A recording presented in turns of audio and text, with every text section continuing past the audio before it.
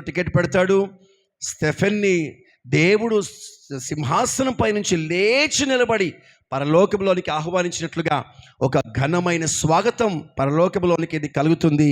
ఇక యుగాయుగములు దుఃఖము, బాధ, చీకు, చింత, ఆకలి దప్పులు లేని నీతిగల దేవుని రాజ్యములో యుగాయుగములు ఉండే కృప దేవుడు మనకు అనుగ్రహిస్తాడు.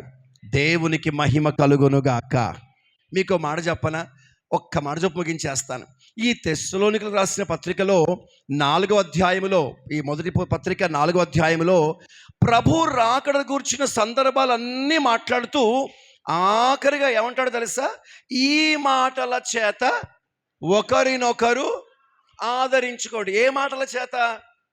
బాధపడకమ్మా, దేవుడి దగ్గరికి పోయింది మీ ఆయన, దేవుడు ఉన్నాడులే, బతికినంతకాలం చూసుకుంటాడులే, దేవుడే మీకు నాన్నగా ఉంటాడు, దేవుడే నీకు భర్తగా ఉంటాడు, దేవుడే నీకు తండ్రిగా ఉంటాడు, స్నేహితునిగా ఉంటాడు. ఈ మాటలతో కాదు ఆదరించుకునేది.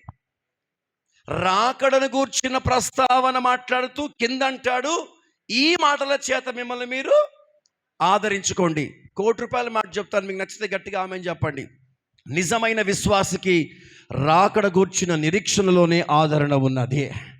రాకడ గూర్చిన మాటల్లోనే ఆదరణ ఉన్నది. ఆయన వస్తున్నాడు, మనము ఆయనతో పాటు మహిమలో చేరాలన్న ఈ మాటల చేత ఒకరినొకరము ఆదరించుకుంటూ ప్రియులారా ప్రభు రాకడ శుభదినము కొరకు వేచి ఉందాం. ఆ కృప దేవుడు మనకును ప్రియబిడ్డల కుటుంబానికి ప్రభు అనుగ్రహించును గాక. ఆమేన్. ప్రార్థన చేసుకుందాం. తలలు వంచండి. ప్రేమ కలిగిన మా పరమ